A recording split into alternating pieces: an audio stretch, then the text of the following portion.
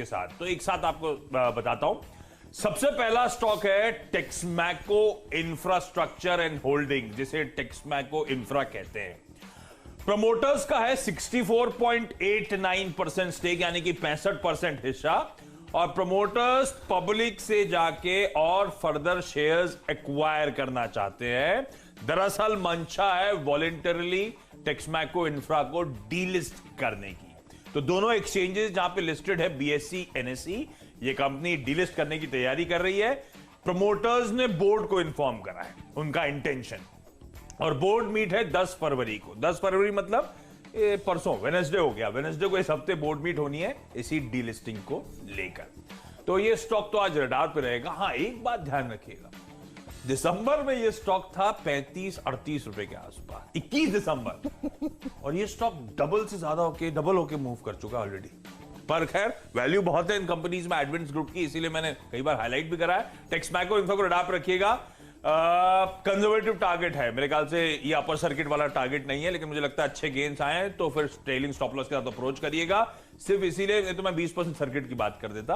मैंने जब पिछला चार्ट देखा तो मैं थोड़ा सा वैरी था, इसलिए मैंने 10% के ऊपर की बात करी। उसके बाद मैं ट्रेल करूंगा स्टॉप लॉस को, ज्यादा बेहतर रणनीति होगी। और अब एडवेंस ग्रुप की बाकी कंपनीज, क्योंकि कई बार मैं हाईलाइट कर चुका हूं कि बहुत वैल्यू है इन कंपनीज पर, और ये सच भी कि एडवेंस ग्रुप की बाकी कंपनीज इस बाजार की रैली में पार्टिसिपेट नहीं कर रही।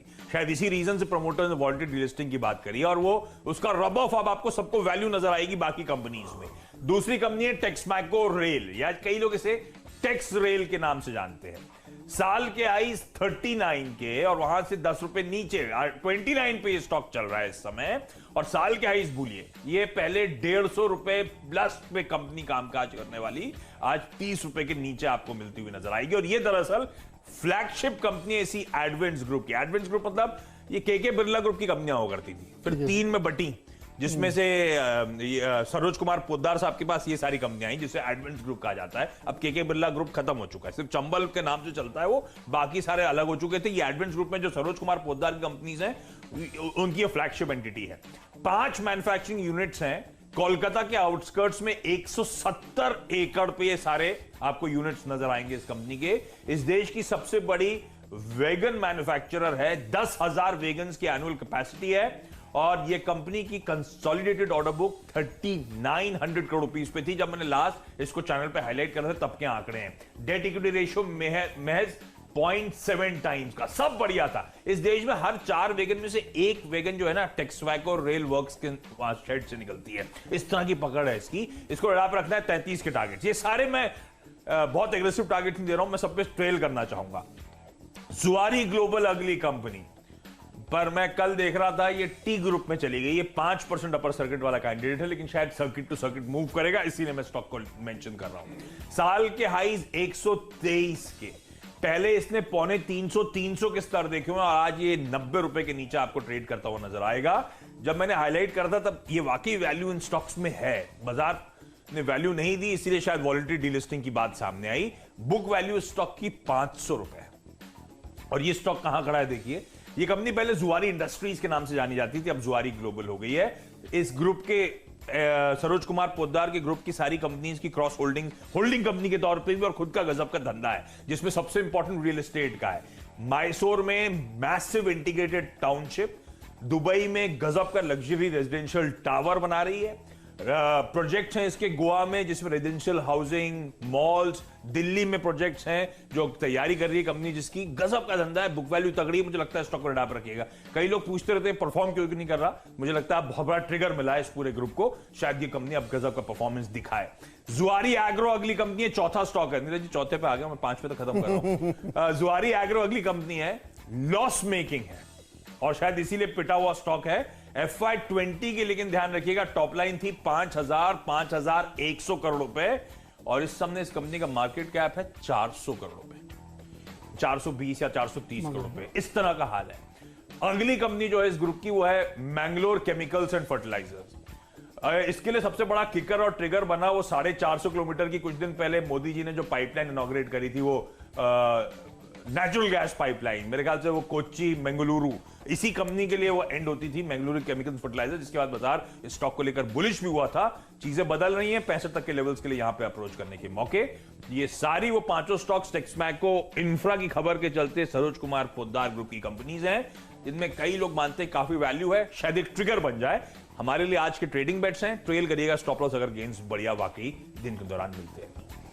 बढ़िया, तो अब नज़र लोगों की पड़ेगी और वाकई मतलब सेल्स टू मार्केट के अब तो गजब का डिफरेंस है।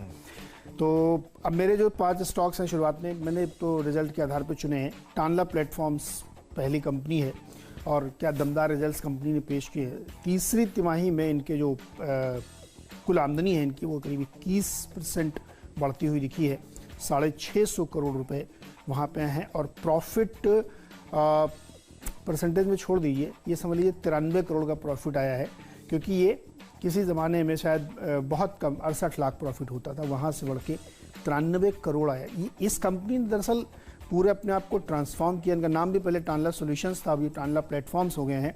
और पिछले 6-8 महीने में बिल्कुल ये कंपनी ने अपना गेम चेंज किया है और कई सारे नए प्लेटफॉर्म लॉन्च किए हैं। मोबाइल के लिए ऐप लॉन्च किए इन्होंने। जब रूट मोबाइल लिस्ट हो रही थी उस समय इसके तमाम लोग कंपैरिजन कर रहे थे।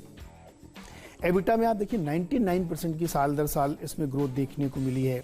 और ये इस तरीके का परफॉर्मेंस यहाँ पे दिख रहा है कि जो बहुत ही सिग्निफिकेंट हमें लगता है कि चेंज यहाँ पे करेगा। कंपनी के पास 450 करोड़ रुपए के कैश भी पड़ा हुआ है, तो अच्छी कंपनी है। नतीजे बहुत दमदार है। जेके सीमेंट अगली कंपनी, बहुत ही बढ़िया नतीजे, 74% प्रॉफिट यहाँ पे बढ़ के आया है।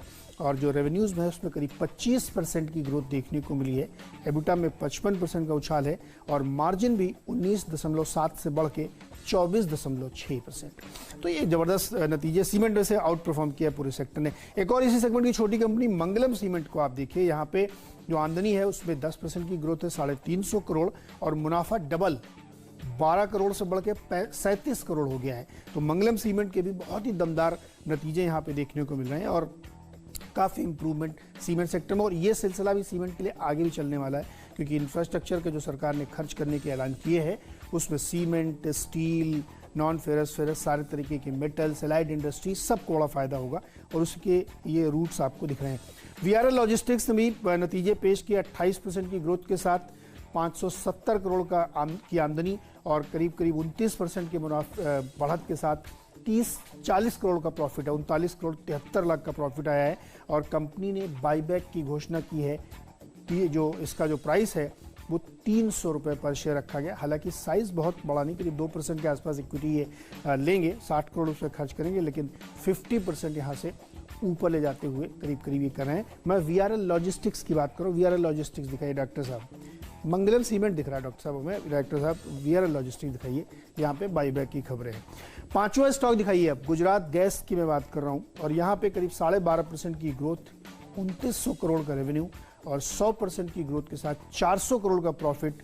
वॉल्यूम ग्रोथ गैस कंपनी में सबसे ज़्यादा देखी जाती है, 6 से 6.5% की वॉल्यूम ग्रोथ है। तो गुजरात गैस के नंबर भी बहुत ही अच्छे हैं, खरीदारी कर सकते हैं, 400 तक टारगेट। तो ये मेरे 5 स्टॉक हो गए। अब बताइए डिपेंडेबल।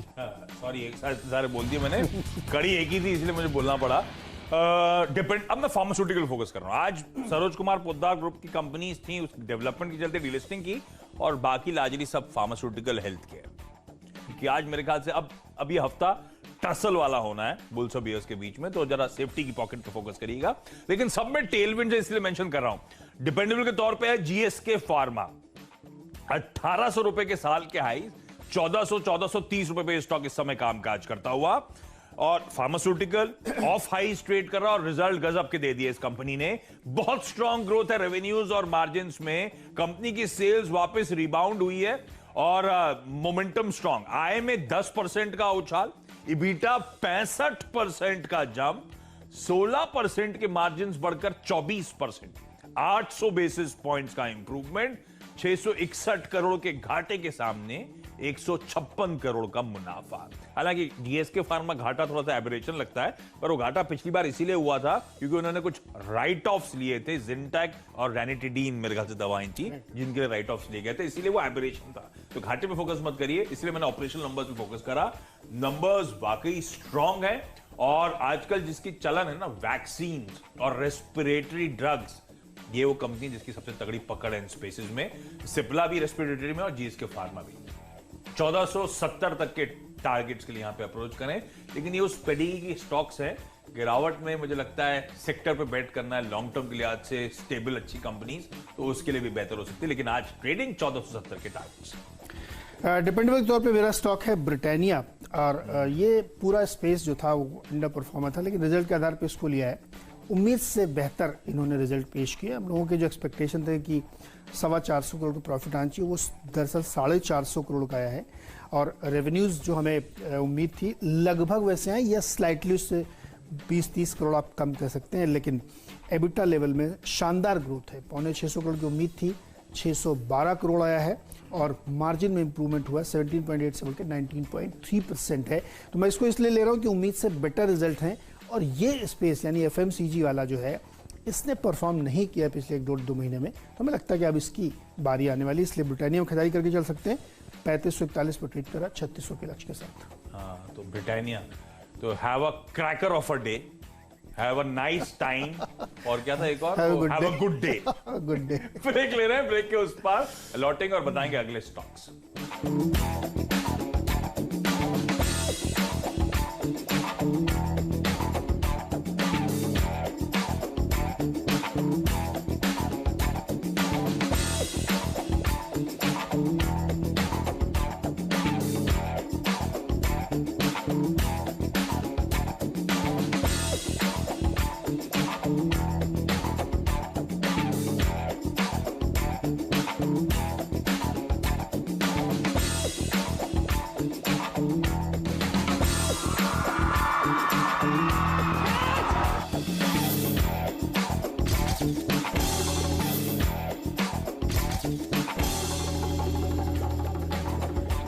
नमस्कार, स्वागत है एक बार फिर से आपका। और अब बारी है फ्री हिट और पिंच हिटर में। फ्री हिट एक कंपनी है एग्रो की, जयंत एग्रो का नाम है। रिजल्ट इसके देख रहा था मैं, इसलिए इसको लिया। इनके प्रॉफिट में 120% की ग्रोथ आई है। दरअसल 55 करोड़ के नुकसान से कंपनी 11 करोड़ के प्रॉफिट में लौटी है, तो बहुत सिग्निफिकेंट इसने अपने आप को इम्प्रूव किया है। और जो इनकी रेवेन्यूज़ हैं उसमें भी 16-17% की ग्रोथ आई। देखिए लास्ट 2-3 महीने में आपने सुना होगा कि राइस एक्सपोर्ट बहुत तेज़ी से भारत से बढ़ा था, हर महीने के डेटा ये इंडिकेट कर रहे थे, तो उसी सेगमेंट की कंपनी, इसलिए डेफिनेटली इसको फ़ायदा यहाँ पे होता हुआ दिखा है। अगली कंपनी है पिंच हिटर्स की, इंडो अमाइंस। इसके भी रिजल्ट्स बहुत अच्छे हैं। प्रॉफिट 5 गुना बढ़ गया है, यहाँ पे 12 करोड़ के आसपास आया है, और रेवेन्यू 27% बढ़ के 150 करोड़ के आसपास आई। तो जितने भी केमिकल हैं, तो नो वंडर कि इसमें रिजल्ट हमेशा अच्छे आ रहे हैं। तो इंडो माइंस पे, और चूंकि स्टॉक बिल्कुल नहीं चले हैं ये सारे फ्राइडे और ये पिछले हफ्ते में, तो मुझे लगता है यहाँ पे अच्छी तेजी बनेगी। ओके, तो डिपेंडेबल के तौर पे मैंने जीएसके फार्मा, ग्लैक्सोस्मिथक्लाइन फार्मा को हाईलाइट करा था, और अब फ्री हिट के तौर पे एक और फार्मास्यूटिकल दिग्गज फाइजर का स्टॉक आपकी स्क्रीन पर आएगा। 5800, इनफैक्ट 5900 के साल के हाईज। फाइजर तगड़ा करेक्ट हुआ है, 4500 के लेवल्स पे वापस आपको इस समय कामकाज करता हुआ नजर आएगा, यानी कि अपने हाई से ऑलमोस्ट 25% नीचे। तो फार्मा पसंद आ रहा है, ऑफ हाइज ये स्टॉक भी है। और अब रिजल्ट सुनिए, क्या स्ट्रॉन्ग परफॉर्मेंस है।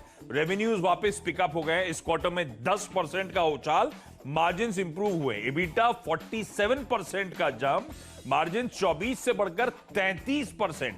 तो फिर से मार्जिन जो है 30% के ब्रैकेट के ऊपर चले गए, और ऑलमोस्ट यहां पे 6 और 7 900 बेसिस पॉइंट्स का उछाल। इस तरह का परफॉर्मेंस है, इसलिए जीएसके को भी हाईलाइट किया था, इसीलिए मैं फाइजर को भी हाईलाइट कर रहा हूं। मैंने कहा था फार्मास्यूटिकल हेल्थ केयर में फोकस है, एक डिविएशन ले रहा हूं, और वो कंपनी हिम्मत सिंह का सीड या सीडे, क्या बोलते हैं, सीडे बोलेंगे, सीडी बोले ना, या सीडे, सीडे से सारा समझ में आएगा।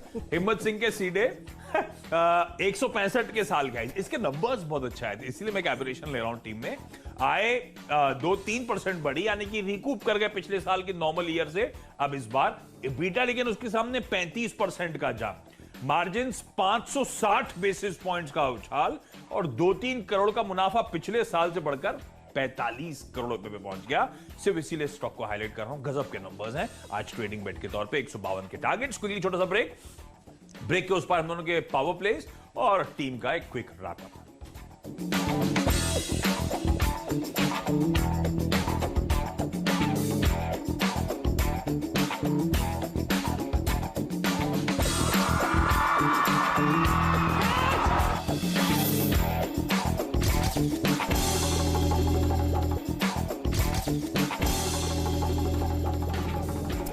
स्वागत है एक बार फिर से आपका। और अब आखिरी के दो स्टॉक्स में एक ऑटोमोटिव एक्सेल करके कंपनी है और इसके भी रिजल्ट्स काफ़ी बेहतर दिख रहे हैं। 64-65% बढ़त आई है आमदनी में और मुनाफा भी डबल हो गया है, 13-14 करोड़ आया है और इसमें काफ़ी इंप्रूवमेंट देखने को मिला। ईपीएस में भी 9 रुपये पहुँच गया जो पहले 3 रुपये था, यानी ट्रिपल हो गया लगभग यहाँ से। आखिरी स्टॉक है किर्लोस्कर इंडस्ट्रीज़ और ये 30% की ग्रोथ और मुनाफा तिगुना और इनका जो ईपीएस है वो 60 रुपये का हो गया है जो पहले सिर्फ 15 रुपये का था। तो छोटी इक्विटी है, सोचिए से गजब का इसमें वैल्यूएशन चेंज आपको देखने को मिलेगा।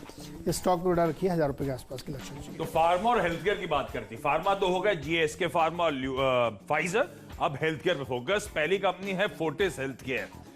गजब की रिकवरी क्यू ऑन क्यू, इसके ऑपरेशंस नॉर्मलाइज होते हुए मार्जिन साल दर साल क्यू ऑन क्यू इंप्रूव हो रहा है। डायग्नोस्टिक कारोबार ने हाईएस्ट एवर रेवेन्यू और EBITDA क्लॉक कर रहा है। डेट इक्विटी महज 0.15 टाइम्स पे खड़ी हुई है और नंबर्स देखिए, EBITDA 21% बढ़ा, मार्जिन 13 से बढ़कर 16%, 70 करोड़ के घाटे के सामने ऑलमोस्ट 60 करोड़ का मुनाफा क्लॉक कर दिया है। इस तरह की परफॉर्मेंस, इसलिए फोर्टिस हेल्थ केयर को रखिएगा और फोर्टिस हेल्थ केयर का रब ऑफ फोर्टिस मलार को स्क्रीन पर लेकर आएगी, जहां पे फोर्टिस हॉस्पिटल जो है 62-63% स्टेक ओन करता है, पेरेंट्स हैं इस कंपनी के। और ये स्टॉक भी अच्छी तेजी का बढ़िया लंबा कंसोलिडेशन बैंड में दिखेगा आपको और शायद फोर्टिस के रिजल्ट्स का रब ऑफ होगा 56 तक के टारगेट्स के लिए यहां पे अप्रोच करने के मौके। 10 की टीम आपकी स्क्रीन पर जी, 10 के 10 बल्लेबाज, क्या पसंद आ रहा है? फार्मा और फाइजर बहुत बढ़िया कंपनी है और इनकी वैक्सीन हालांकि भारत में इन्होंने वापस ले लिया अपना, लेकिन अदरवाइज ग्लोबली इनको जो है बहुत अच्छा रिस्पॉन्स मिल रहा है। वो चलिए अपन टाइम निकाल देंगे, नहीं तो वो कुछ एलर्जिक रिएक्शन वगैरह हो गए थे। हाँ, वो उन्होंने रिकवर किए हैं। हालांकि एक और बड़ा चैलेंज निकल के आ रहा, जो अफ्रीका में जो नया वेरिएंट आया है ना, वो उसका एक छोटा टेस्ट किया था जिसमें एस्ट्राजेनेका फेल हो गई है। अच्छी बात तो एनीवे फाइजर में रखी नजर, क्योंकि इनकी जो वैक्सीनेशन की दूसरी और दवाएं हैं फ्लू में जो डेवलप कर रहे हैं वो काफी बेनिफिशियल में लगता है रिजल्ट के आधार पे, और बाकी जो डेवलपमेंट्स है ये स्टॉक रखना चाहिए। मेरी टीम देखिए बताइए क्या पसंद है। कई सारे स्टॉक्स, लेकिन क्योंकि मैं कह रहा हूं ये हफ्ता थोड़ा सा टसल वाला हो सकता है बुल्स और बेयर्स के बीच का, मुझे लगता है ब्रिटानिया जैसे स्टॉक्स बढ़िया पेडिग्री, कहीं भी कंसोलिडेशन नजर आए, कहीं भी वीकनेस नजर आए, इस स्टॉक पे तो एंट्री पाने के मौके ढूंढने, इसलिए कैप्टन चॉइस का दर्जा। और चलिए अब क्विकली 10 की टीम स्क्रीन पर आएगी।